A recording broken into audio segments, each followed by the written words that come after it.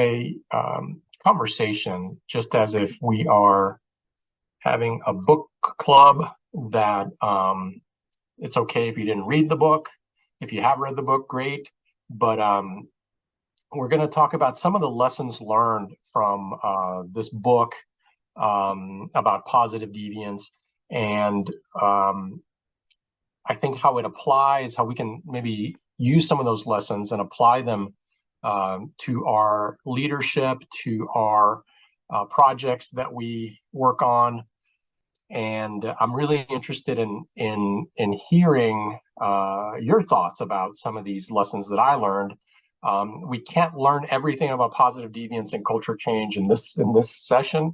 So if you haven't read the book, I encourage you to read it. It really has given me a lot of perspective and has helped me to try to do things a little bit differently, less rigidly in my leadership style, less rigidly when I lead projects, when I lead people. And so that's why I think it's important, maybe kind of offers a different perspective. Please, if I don't see the chat, and if you want to say something, just speak up, interrupt at any time. Feel free to share. I will ask for your perspective, but feel free to share anytime during the conversation. The first question I have for you is, are you able to see my actual slides? Does it say positive deviance and culture change? Wonderful. Did it change to objectives? Yes, thank you. Okay, so our objectives today, we're just going to have a working definition of positive deviance, review lessons learned from several real-life examples that were taken from the book and from the literature, and importantly, reflect on how we can apply some of these lessons learned to our individual settings and institutions. I'm going to start with this story. This is something that I find funny and also enlightening. So this is Nasruddin, who is a Middle Eastern folklore legend, who I learned about in reading this book and reading a little bit about positive deviance.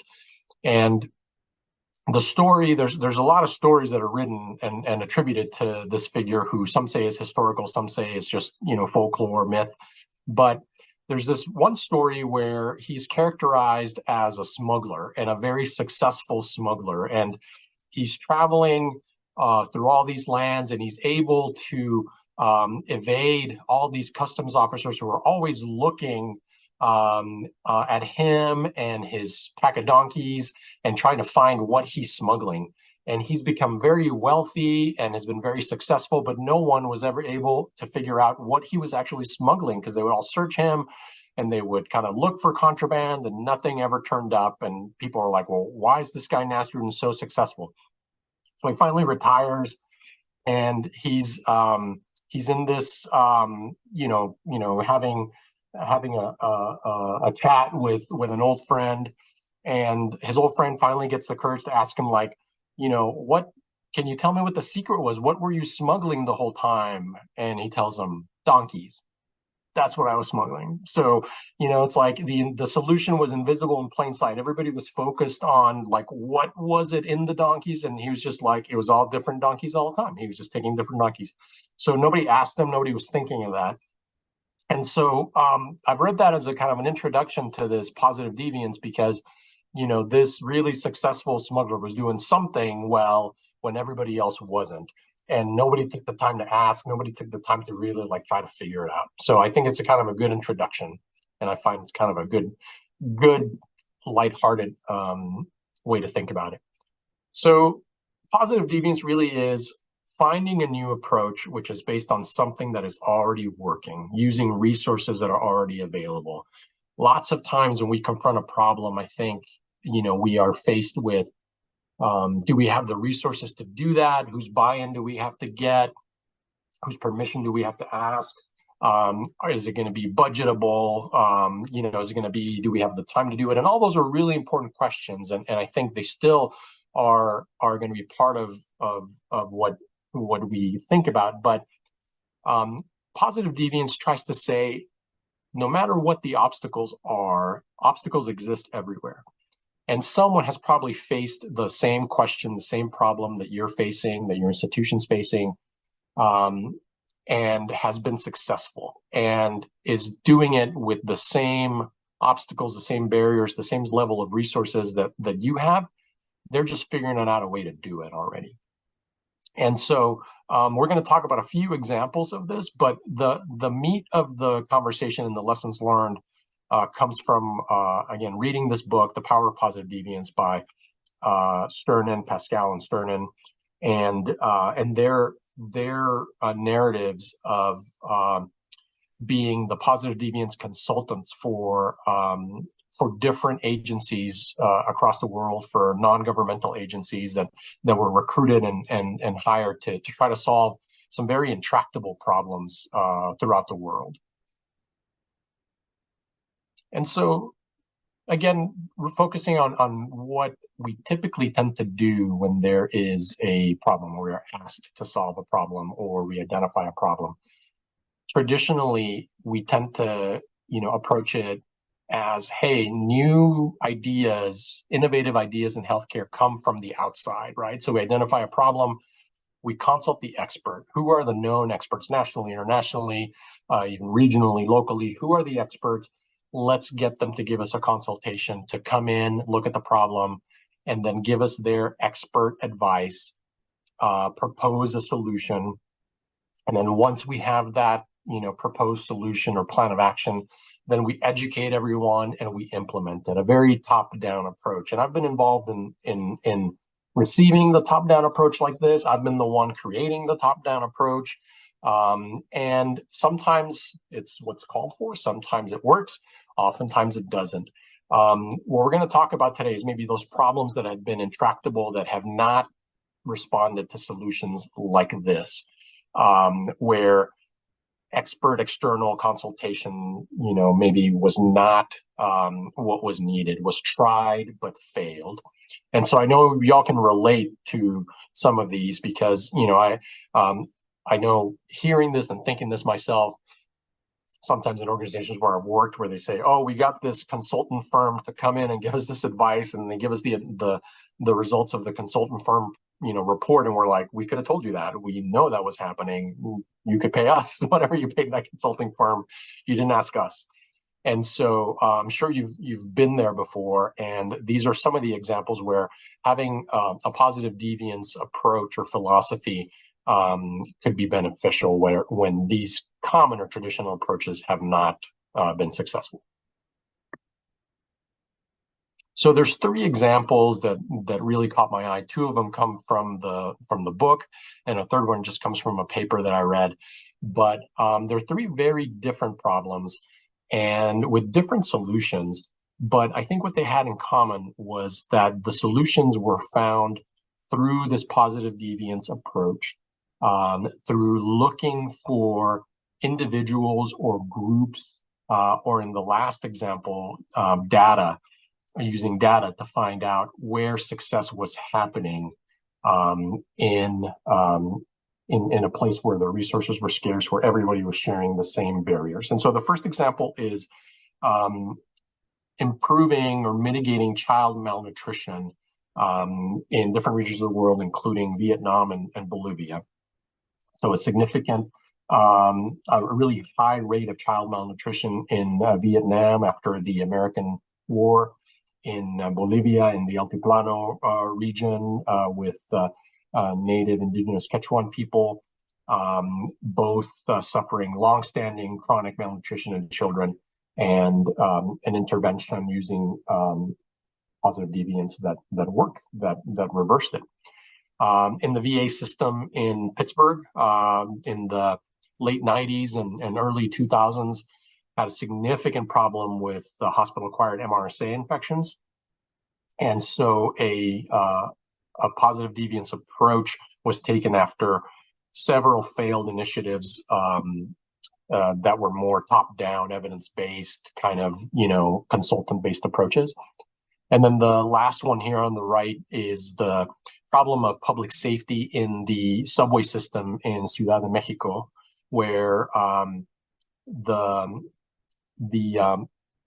authors of this paper that I liked used a lot of data to try to find areas in the subway system where violence against women, specifically in the subway system, was lower than others, but had the same other type of socioeconomic demographic characteristics. And so all three examples, and we'll talk about the first two in detail, but I think they're all three really interesting examples that maybe we can learn from. The last one's a little bit newer, and it involves using a lot of data as an engineering study. So I need to read more about it and learn more about it, but I just found it interesting to share with you that the next wave is using positive deviance with a lot of data, because a lot of it before has been more qualitative type experiences.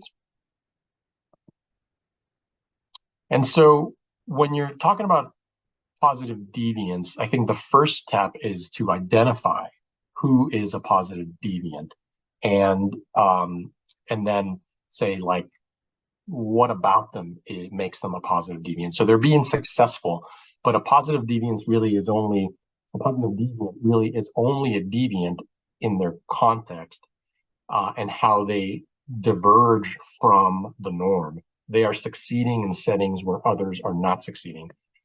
They may appear to be using the same approach, the same tools, the same resources, but there has to be something that makes them different. So identifying the positive deviance requires a closer look at both common behaviors and uncommon behaviors. So first, the practice has to be to identify and agree upon like what everybody has in common, right? The common practice and behaviors have to be identified. And then you can distinguish what is different about the positive deviance. So look for what is different, not what is similar. I think a lot of the approaches, when we're focused on when something goes wrong, we try to look at like, well, is everybody doing what they're supposed to be doing? Is everybody doing the hand wash modules? Is everyone doing the central line change, bundle correctly? So we try to do the similarities, but instead thinking of like, hey, why is this person successful? Why is this group successful? What about them is different? Not just the how, but also what is different. I'm sorry, not what just the what is different, but how is it different?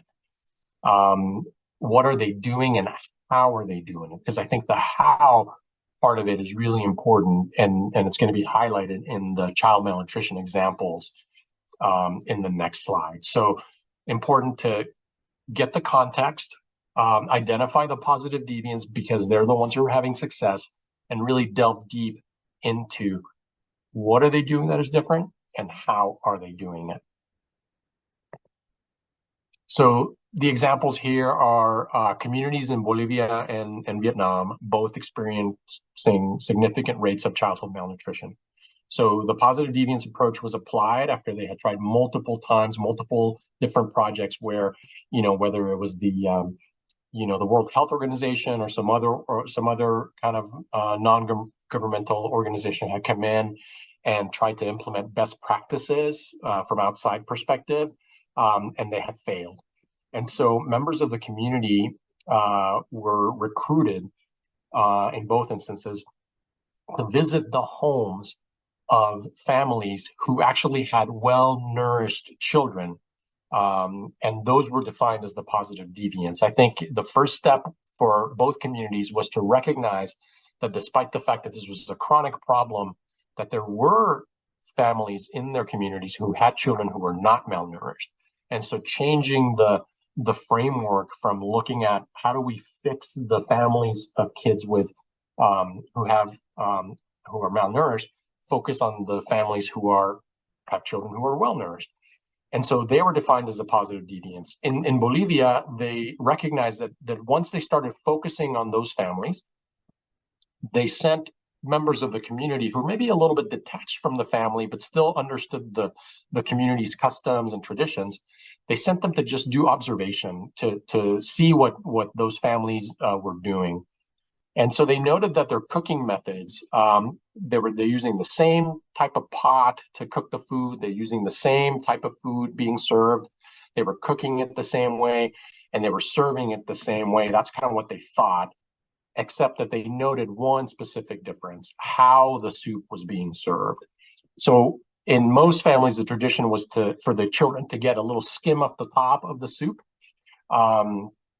The positive deviance, the families who had children who were well nourished, the families really like put the ladle all the way down to the bottom. And so the kids were getting solid food instead of just broth. They were getting carrots, fish, potatoes. And they were asking, like, why do you do this? Since it was common, kind of like conventional wisdom in the community for children not to get solids, because everybody thought, well, the children don't go out to the fields and do really hard labor. We have to save the carrots and the solids and the fish, all that, for the adults. And so when they realized that that was the how, they were cooking the same food, they were using the same, pot, all these other things that the researchers or the, authorities from outside were kind of focusing on. And they actually just watched how they fed their families. They understood doing the ladle a little bit deeper made a big difference. And once they noted that, they were able to kind of identify the how of the positive deviance. Similarly, in Vietnam, the positive deviance were observed by other members of the community, and they noted that the parents in that example, where they had well-nourished children, were adding tiny shrimp and crabs, and also like the leaves of sweet potato plants to the broth, to the rice soup that they were feeding. And also the conventional wisdom was that stuff was not healthy, that it was dirty, that it was contaminated. So most families in the community didn't add stuff that had a lot of protein in it, because they felt that, no, that's not appropriate to feed children. And then another difference that they noted was that the children were being fed small meals multiple times, as opposed to like 2 large meals. And so once they were able to spend time and focus on people who were being successful, they got the what and they got the how. Questions about that? Or thoughts? Only that I just love the idea of like positive deviance, just because I don't know, the word deviant makes me think of like evil, obviously. And so I love the idea of like flipping it towards like the good that stands out. But when I read that article, I had read that somewhere else before. I don't know if it was another book or something else. And so it was nice to be reminded again that like these simple little things that the families already were implementing had such an impact, on child health. And I know it'll be talked about, but just the fact that like somebody's already doing it. And so it's not like I'm coming in and being like, hey, you do this because I'm the expert. It's like, no. These people who are your people have created this idea, and it's very beneficial. So I don't know. I love everything about this concept. Yeah, thank you. Yeah, I think you have to make sure you explain the context to people, right? If you're saying we're going to reward deviant behavior, yeah, you have to give the context. Yeah, thank you. I love these examples as well. Anyone else?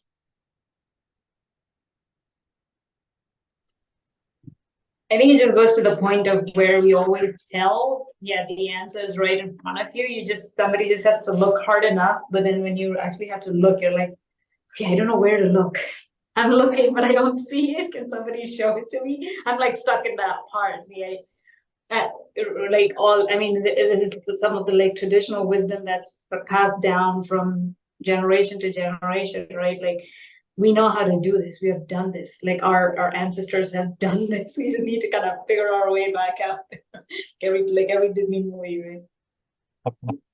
Yeah, thank you. Agreed, right? I mean, I think when it makes me think of sometimes the current conventional wisdom, and we'll get to this in a little bit later part of the talk, becomes kind of like assumed and agreed upon.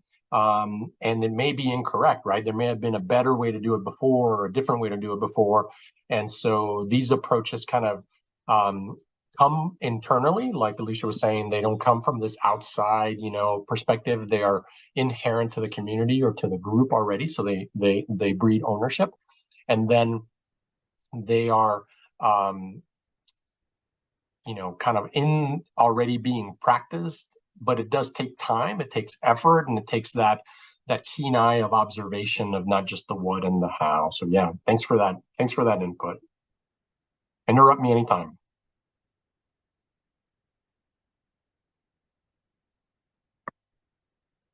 This this is a picture of a hospital that's very dear to me. It's where I did my residency training in Children's Hospital in Oakland. And the reason I decided to put this picture here, not because it's in the book or any particular example of positive deviance, but it reminded me, you know, of just kind of the next lesson learned, which the book does a great job of illustrating. Once the solution is found, so once the villages in Bolivia and Vietnam kind of figured out the difference, what was being done differently that made the family successful in avoiding malnutrition in their children, it wasn't like immediately like broadcast to everybody and like, all right, everybody needs to start doing it differently.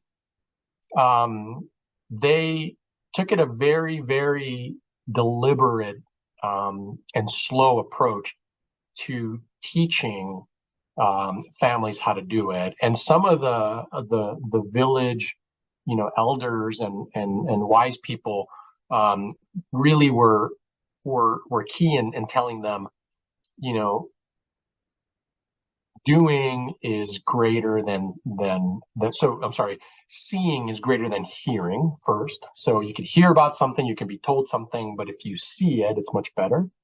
And doing it is even better than seeing it.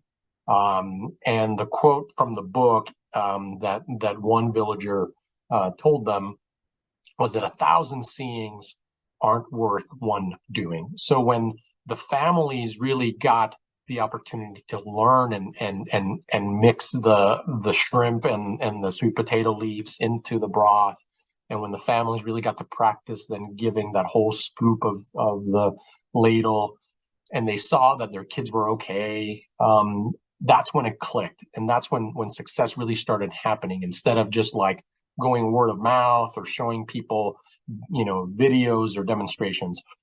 And so the other really, I think, quote that struck with me was that it is easier to act your way into a new way of thinking than to think your way into a new way of acting.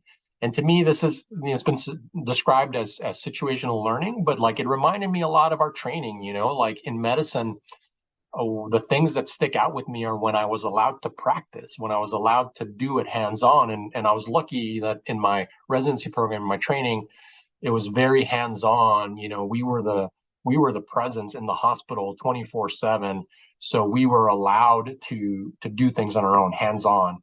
And so that situational learning really is what a lot of people take away with them. So the message, I think, is once a solution has been found, like resist the urge to immediately like roll it out and implement it in a traditional educational approach and avenues like we're typically used to doing in medicine, like emailing an update, giving an update in a standing meeting, posting new policies, posting new guidelines on the website and stuff. That may help, but it may not have as big of an impact as if you try to do that situational learning. Teaching others the new feeding practice was really what made it successful, not just hearing about it. And it requires practice, it requires time rather than just education. So allowing others to learn the process of acquiring new habits, and then learners then become members of that community of practice. And so that's kind of why it reminded me of training. Any thoughts about that? Any experiences with that?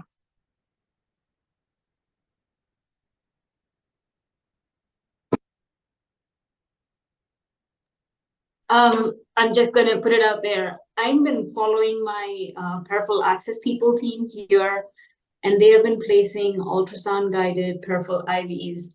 I have placed many IVs when I was in India about 10, 15 years ago. So I have the memory, I guess, the muscle memory with placing an IV, which is a wrong thing. I get that. But then fast forward 15 years later, now I'm following MICU nurses or ex-MICU nurses and charge nurses who are now placing it under peripheral IV. So yes, you get talked through it. This is what I'm trying to do, and then you see somebody do it. Like, yes, they're moving the IV, they're placing it, they're moving the ultrasound, and then you do it, right?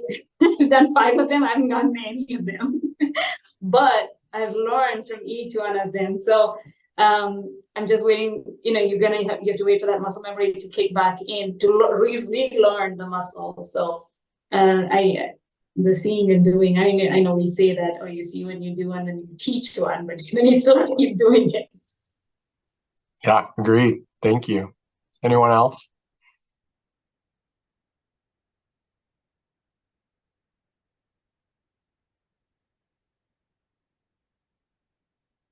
I remember an experience at Children's Oakland when I was, I think, a second-year resident, and I was doing a NICU rotation, and I had a sub-I, and I was trying to teach the sub-I how to do LPs, and I was like talking the sub-I through it and explaining every step while they were trying to do the tap. And they were unsuccessful a couple of times while I was, watching over their shoulder and giving them all these instructions and telling them where to angle it and all that stuff. And then I think I had a day off, and I came back afterwards, and the sub-I was like, "I got it." And you know why I got it? Because you weren't there, because I just did it. And so I was like, "Yeah, true." I would just like walk away and let her try it, and she did it. And so it also just reminds me of that, like, you can be taught lots of things, you can be told lots of things, but that experiential hands-on doing is takes time, it takes a lot of trust, but I think 1,000 seeings aren't worth one doing. So get people to do stuff. Let people let you do stuff. The next lesson is about broad ownership and shared authority. And so this comes from the example at the VA in Pittsburgh, where part of their positive deviance process was to reduce their goal was to reduce MRSA, hospital-acquired MRSA infections. But part of the process included what they call leveling the hierarchy. And so that means that it refers to their initial efforts on data reporting on hospital-acquired infections. I think initially what they were doing was, what's very common was they featured a top-down data reporting where, like, the unit managers would get the report every month from hospital leadership about how their unit did in mRNA transmissions. And this was kind of like, this is how you performed. It was kind of a report card day, right? Like, where they got a traditional, like, bad grade if their transmission rate was above whatever goal they had set out for that month or for that year. We're all familiar with that, seeing kind of quality reports on patient experience, on hospital-acquired infections, on, whatever. And it just feels like, oh man, like, we're below that line. What's our unit need to do? And so members of the teams felt really like this contributed to blame culture, and like most of it was punitive and fear-inducing experiences. When that data was reported top down, you got called into the principal's office to hear how bad you had done. And as the positive deviance approach kind of was building, they transitioned to, like, everyone in the hospital, from physicians, nurses, environmental services workers, patients and families. They were all invited to participate in the data. They kind of focused on the units and the individuals who were successful in limiting MRSA transmission. So those units that were doing well, they did the same thing. They developed internal solutions through ideas generated through situational learning, like we talked about in the Bolivia and Vietnam examples. And then the culture started to change to one of that shared authority, where everyone on the unit owned their performance. Everybody owned their data. They would celebrate when things would go well, and say the MRSA transmission decreased. But when they had something that didn't go well, like when they had a spike in transmissions or specific event that they pointed to, the entire team on the unit would be responsible for putting together kind of an analysis and presenting it to upper management along with their proposed solutions. So it wasn't like, again, top down, we're just telling you how bad you're doing and then we're going to tell you how to fix it. This felt a little bit like more inclusive of everyone, that everyone has not only responsibility for what happens in their environment, but everyone's responsible for creating a better state, and decreasing that hierarchical, patriarchal kind of just like information comes top down, judgment comes top down.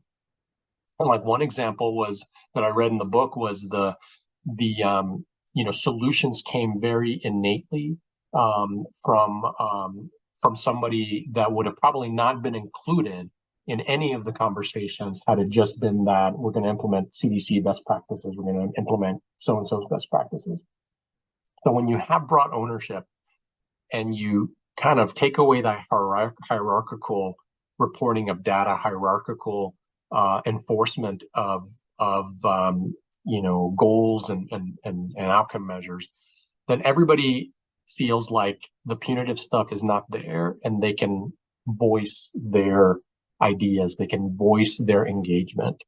Any thoughts about that or experiences with this, positives or negatives?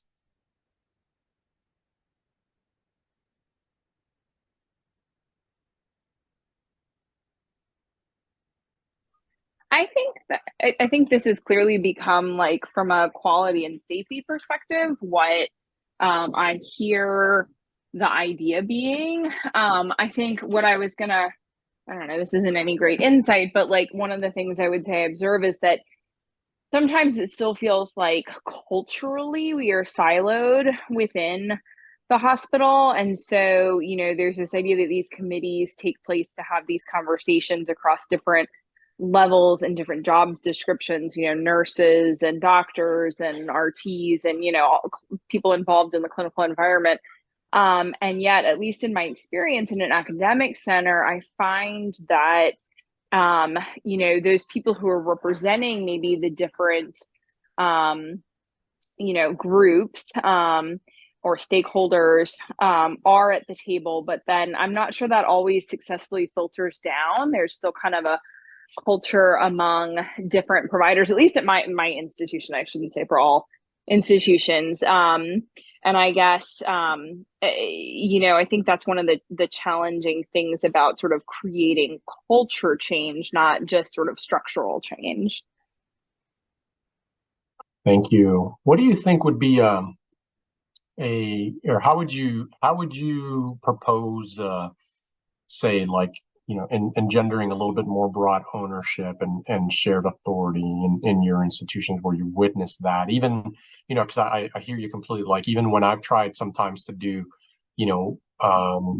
a unit project, it's the charge nurses that are showing up instead of like the bedside nurses who really may know exactly what the problem is and have more ownership. But any thoughts about how you would approach it differently? Like, I don't know if I have like an answer globally. One of the things that one of the things I've tried to do with my resident teams, because I see this a lot with the residents, right? Like, they supposedly, residents versus nurses, let's just use two groups, where, and we'll say a event that occurs around quality or safety. And there's this sort of lip service from the institution about, we need to look at this as a unit. We need to talk about this across the board. And yet, like you said, it's the charge nurses or sort of the leadership that are going. They're lucky if you can get some residents to the table on those kinds of committees. And then I think, after that initial meeting happens, they don't talk to each other as much. And one of the simple things that I feel like I have tried to push with my resident teams as far as expectations go, is that I expect them to talk to the nurses. And that sounds very simple, but since we got Epic at VCU a year and a half ago, or almost 2 years ago, they use Epic Chat all the time. And they don't go talk to the bedside nurses. And so there just is this, to me, it is maybe like the most concrete thing that I can think of that perpetuates that siloed culture where nobody is talking to each other about whether it's a safety event or a the best way to do something, is because the day-to-day communication culture is not there. There is less goodwill, less talking, less just sort of willingness to kind of, or not even willingness, because I think people feel willing, but like they just don't, it doesn't even occur to people to talk across those groups. So I don't know if that's just my experience. I guess I hope so, but I try to push them to just talk to the nurses on a day-to-day basis so that when bigger things come up, that culture of communication and them knowing each other, and just even, you know, knowing each other's names and sort of thinking to talk to each other so that that occurs. Excellent. Excellent. I like that. The chapter in this book about the VA in Pittsburgh is really talks a lot about that, and talks a lot about what the existing barriers, like trying to get the orthopedics team to buy into it, and then being told, you know, like, well, we only have 20 minutes, you know, like in our day we don't have an hour and a half to go to your workshop on positive deviance. And, you know, and so how they ended up solving a lot of these and adapting and changing kind of the framework or what's expected or what like people thought a meeting was supposed to be or a workshop was supposed to be, and meeting people where they are, to eliminate some of those silos, I think is really interesting. Because I agree, you're pointing out, I don't think it's exclusive to your institution. You're pointing out what a lot of us face all the time.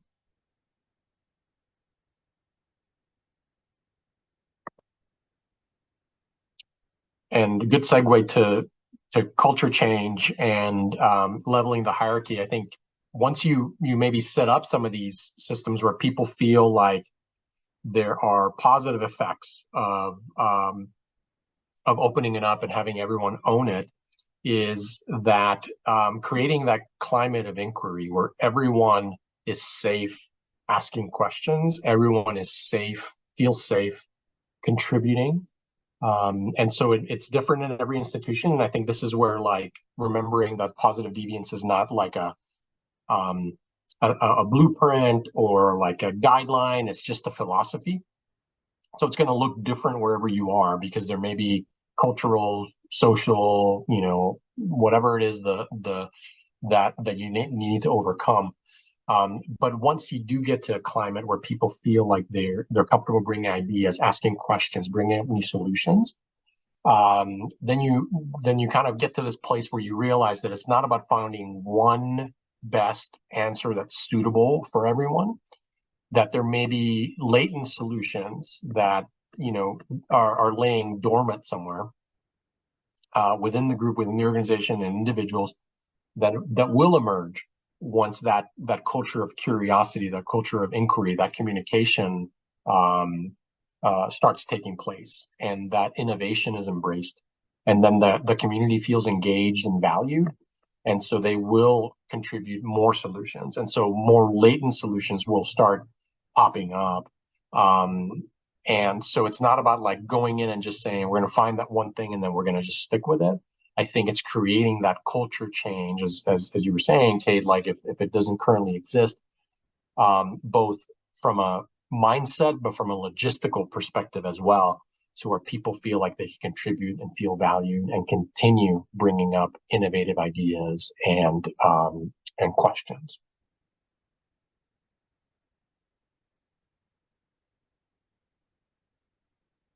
Any more thoughts about that, or anybody else have something to share about what Kate said?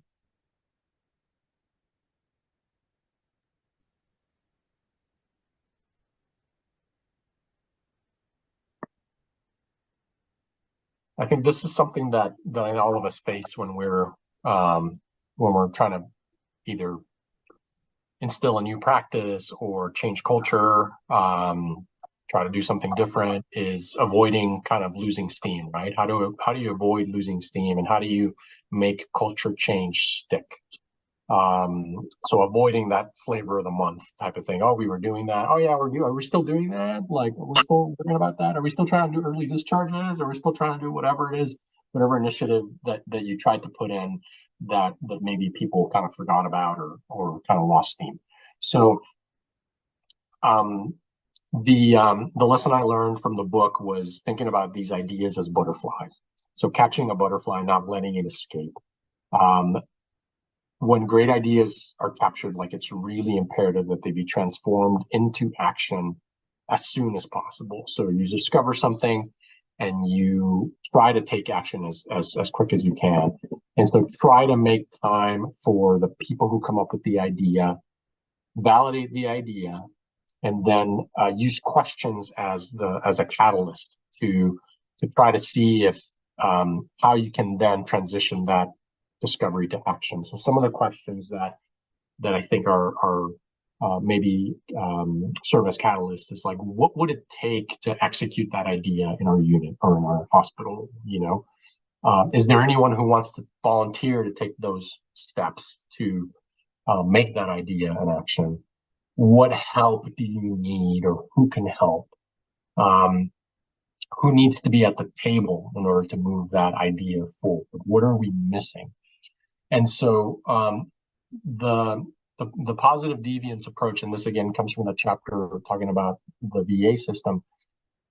It took a lot of time, and it took the leaders a lot of practice in developing that question as catalyst technique. And if you've seen somebody do that, you see how good they are at it, or sometimes how maybe they could be better. And I've certainly, admired people who could ask these questions in a very open-ended way, just trying to drive it to like, how do we make this happen? Because it's a really great idea, but we need to flush it out a little bit more.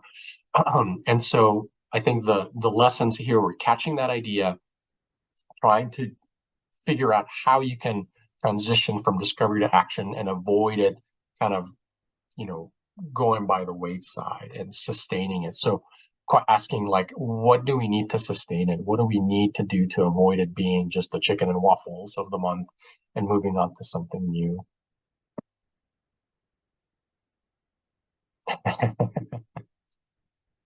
Catch the butterfly, Nikki. Thoughts about this? Experiences that you've had with this, both as the person who's receiving a new idea who then kind of just went away, or as a person that tried to implement a new idea. Any other lessons that you've learned? I think sometimes this can be especially challenging working with trainees because of just the method by which they rotate, onto one thing and off to another. And so if we're bringing in something new, there's a lot of motivation behind it, but then, they rotate off and go somewhere else, and then a new group comes, and it may be more challenging to carry those through. And I've, to the best of our abilities, we've tried to also engage at least a few key faculty, since that's a consistent, people group. But I do, having a resident come in and go, oh, well, I have this idea for a quality project. And I'm like, oh yeah, we did that 3 years ago. And so, you don't want to stifle their enthusiasm, but you're also, it's hard. And I think the idea of the flavor of the month, I've been challenged with our emergency department in a lot of ways, because like every single fellow that they start, they encourage them to have a QI project. And I'm like, guys, if you're doing 5 QI projects all at once, like people are just like, I mean, what are we doing here? And so it's hard, because you want to make impactful change. And so you don't want to be stifling, but you also have to be realistic about what you're doing and how you're doing it and how you're rolling things out. So I don't know that I have a great solution, but I do think that is a challenge. Absolutely. Yeah. Thank you.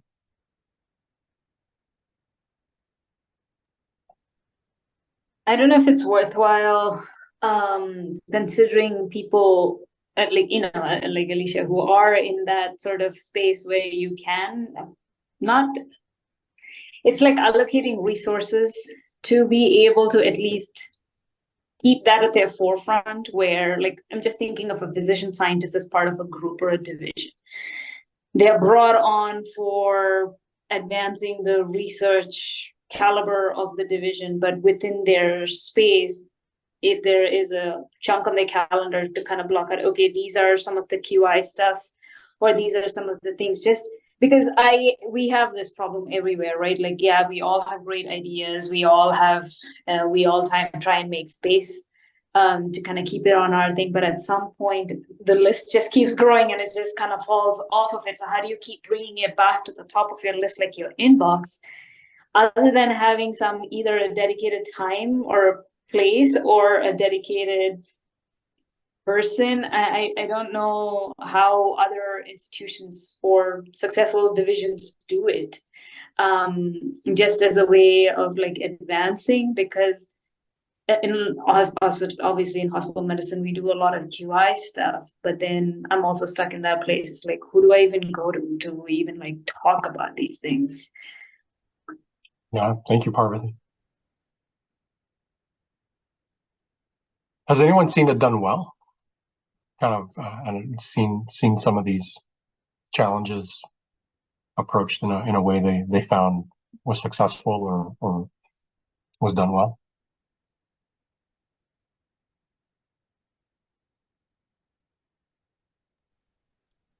I think I was involved in a project several years ago that was actually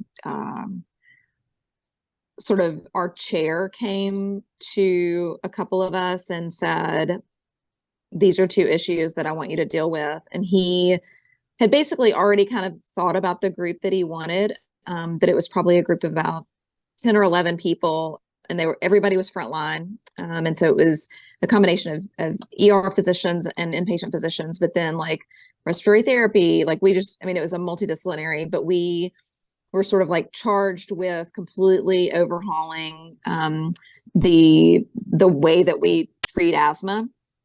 And I think in that, so one, like he was at the first meeting and he sort of gave this charge to the group. And so as the chair of the department saying, like, these are the things that I'm charging you with, and these are the two people who are going to lead the effort, I think that was very impactful. And then I think the second part was that, we had regular standing meetings,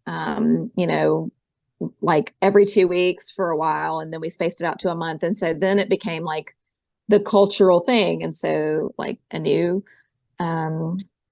order set was done, and we made algorithms and we did printouts and we did this like big education push. And I think like huge projects like that do take that like regular meetings. And I think just most people don't have the time or the bandwidth to be able to like really engage like that. And so I haven't found sort of the sweet spot of how do you make impactful change without saying we're going to meet every 2 weeks and everybody's got to be there and we're going to do this. And, it just, people just look at you like, really, another meeting? And so I don't know that I have, this was like back in 2016, 2017, when maybe we weren't like meeting fatigued, or maybe I just didn't realize we were meeting fatigued then. And I just was real enthusiastic, but now it's just, it's hard to get people together, to push things forward. So it's done really well then. And like, now it's our culture. Like nobody questions how we treat asthma and how we've approached things.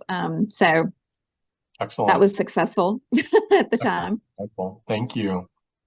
I've seen, I apparently this is based on a TV show. I haven't seen the TV show, but I've seen like what people call Shark Tank approach, where they get like QI Shark Tank or research Shark Tank or other project Shark Tank, where they get people in a room, like sometimes it's the chair of the department, the vice chair for research or the associate director for research, like people that kind of know nuts and bolts type of stuff, also some bedside people, and people present their idea, their project idea, and again, it gets talked about the feasibility, the barriers, opportunities, and kind of then the person gets a little bit of a toolkit to try to get the next steps going.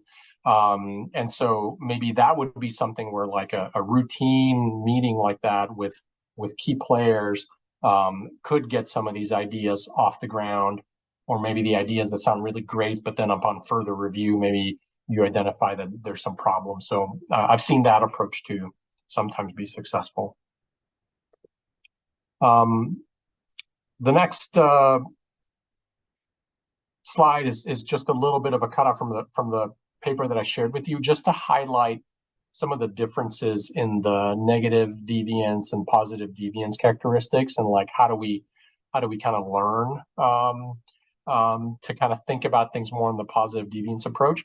Again, not saying that the kind of negative deviance characteristics necessarily don't have a place in time, because I do think there's importance in having some managerial pressure sometimes and looking for targeted success. but maybe focusing on the positive deviance sometimes is a better approach to certain problems. Specifically, I really like that sense of urgency to find and fix problems versus does not naturally, so I'm sorry, to solutions evolve over time. And so thinking more about that culture change piece of it and creating sense of urgency about like being positive deviance.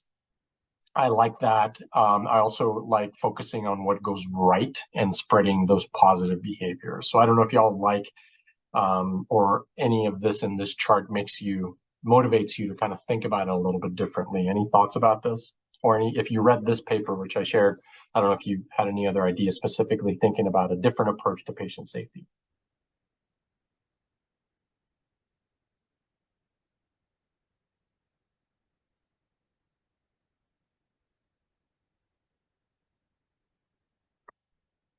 And lastly, this is also from that paper, kind of thinking if you want to think about implementing a positive deviance approach to a project, kind of the little stepwise, approach that you can take. There's lots of references in this paper and in the book by Pascal Stern and Sternen that you can look to if you want to take a deeper dive into it. But I wanted to give you at least just some of the lessons that I have learned from this book and from reading something about it. I am not an expert, but I do feel like I've changed my approach a little bit in thinking about problems and at least trying to identify some solutions. I think one example that I love to give is that of Quinn Capers, who is now at UT Southwestern, but used to be at Ohio State. And he is, I think now vice chair for diversity and inclusion, but was the fellowship director for the cardiologists. At Ohio State, they had, before he arrived there, they had not had a fellow from an underrepresented medicine background. And he decided to just really change that and kind of took a deep dive into kind of what were the barriers and changed it. And all of a sudden they became one of the most diverse fellowships, cardiology fellowships in the country. And so everybody looks at him as like, how did he find success where everybody else had still been stuck in the same kind of rut? And so they published kind of this is how we do things. This is how our interview day goes, kind of the how, not just the what, but the how. And so I think that's a really good example in medicine and solving a problem of lack of diversity in fellowships. But any closing thoughts that anyone has about their experiences, their kind of questions about it, what you plan to do next, anything? I've been listening in the background, couldn't turn my camera on, but I really liked this. And it struck me because the last few meetings I feel like I've been on related to things like length of stay or how many discharges, what % can you get out by this time of day? And everyone's focusing on the people who have long length of stays and who have late discharges. And I'm like, why haven't we flipped this to say who's getting people out quicker and what are they doing different? Mm-hmm. So yeah, so this really struck me. Thank you. Love that. Thank you. We have had some recent issues with our psychiatry team. And so I am, this was good timing because I had a couple of conversations with people yesterday and I found myself just being like, this person drives me crazy and she's terrible. Because it's like, that to me in my mind, that is the problem. And I just reading these articles today, I was sort of late to prepping, but reading these articles today and I was like, okay, I need to take a minute and figure out maybe a different method of approaching this problem that I have with this particular division, as opposed to just because my decision yesterday was just we were never going to consult psychiatry again. And I just feel like that's probably not the best method to approach things, but they're just so incredibly unhelpful that I was like, well, that's it. I'm just going to tell my entire group, you never consult psychiatry again. We're going to figure it out ourselves. And that would not be a positive deviant. I know this, but it was nice to read these articles to just reinforce that would not be the best approach to leadership and making positive changes. So these articles spoke to me. Glad they did, and just validating that we've all been there, Alicia. We've all been there with one specialty or another, and yes, it's okay to feel that way, and it's okay to then pivot. Thanks. Anybody else? Kate, Nikki, Neha.